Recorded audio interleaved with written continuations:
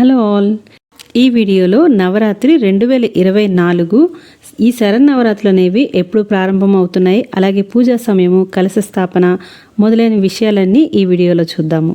తెలుగు పంచాంగం ప్రకారం ప్రతి సంవత్సరం అశ్విని మాసంలో శుక్లపక్షంలో పాడ్యమి తిథి నుంచి శారదీయ నవరాత్రులు ప్రారంభమవుతాయి. ఈ నవరాత్రుల్లో భక్తులందరూ ఉపవాస దీక్షలు చేపట్టి దుర్గామాతను భక్తి శ్రద్ధలతో కొలుస్తారు. అమ్మవారికి మొత్తం 9 రోజుల పాటు ప్రత్యేక పూజలు నిర్వహిస్తారు. విజయదశమి రోజున నవరాత్రి ఉత్సవాలు ముగుస్తాయి. ఆ మరుసటి రోజున దసరా ఉత్సవాలు జరుపుకుంటారు. ఈ సమయంలో దుర్గాదేవి భూలోకానికి వచ్చి భక్తులకు దర్శనమిస్తుందని, తమను అనుగ్రహిస్తుందని చాలామంది నమ్ముతారు. ఈ నేపథ్యంలోనే ఈసారి దేవీ నవరాత్రులు ఎప్పుడు ప్రారంభం కానున్నవి అనే విషయాలు ఈ వీడియోలో చూద్దాం. ఆశ్వయుజ మాసం శుక్లపక్షం పాడ్యమి తిథి అంటే 3 అక్టోబరు 2024 నవరాత్రులు ప్రారంభం కానున్నాయి. అంటే గురువారం ప్రారంభం కానున్నాయన్నమాట. అలాగే 12 అక్టోబర్ 2024 శనివారం రోజున ముగియనున్నాయి. ఈ నవరాత్రుల్లో మన దేశంలో ఒక్కో ప్రాంతానికి ఒక్కో ప్రత్యేకత ఉంది.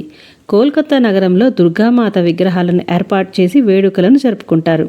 అదే మైసూర్లో 9 రోజుల పాటు ప్రత్యేక కార్యక్రమాలు ఘనంగా నిర్వహిస్తారు. అలాగే తెలుగు రాష్ట్రాలలో దేవీ నవరాత్రుల ఉత్సవాలను అందరికంటే భిన్నంగా నిర్వహిస్తారు. ఆంధ్రప్రదేశ్లో దుర్గామాతను 9 ప్రత్యేక రూపాల్లో అలంకరించి ప్రత్యేక పూజలు చేయగా, తెలంగాణలో మాత్రం బతుకమ్మగా సంబరాలను ఘనంగా నిర్వహిస్తారు. అలాగే 10వ రోజున విజయదశమి వేడుకలు నిర్వహిస్తారు. కలశ స్థాపన సమయం అయితే అక్టోబర్ 3వ తేదీన ఉదయం 6:15 నుండి ఉదయం 7:22 వరకు కలశ స్థాపన సమయము. అలాగే మరొక శుభ సమయం కూడా ఉంది. అభిజిత్ ముహూర్తంలో ఉదయం 11:46 నుండి మధ్యాహ్నం 12:47 మధ్యన కలశాన్ని ప్రతిష్ఠించుకోవచ్చు. ఈ నవరాత్రి ఉత్సవాలు అక్టోబర్ 3వ తేదీ గురువారం నుండి ప్రారంభమయ్యి 12వ తేదీ విజయదశమి వేడుకలతో ముగుస్తుంది. ముఖ్యంగా తెలుగు రాష్ట్రాలలో దుర్గమ్మ ఆలయాల్లో ప్రత్యేక పూజలు నిర్వహిస్తారు. అయితే విజయవాడ కనకదుర్గమ్మ ఆలయంలో జరిగే దసరా వేడుకలు చాలా ప్రసిద్ధి చెందినాయి. ఈ సందర్భంగా దుర్గమ్మను 9 రోజుల పాటు 9 రూపాలలో అలంకరిస్తారు.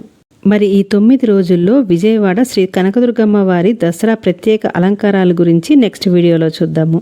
ఈ వీడియో నచ్చినట్లయితే లైక్ చేసి షేర్ చేయండి. నెక్స్ట్ వీడియోలో మళ్ళీ కలుసుకుందాం.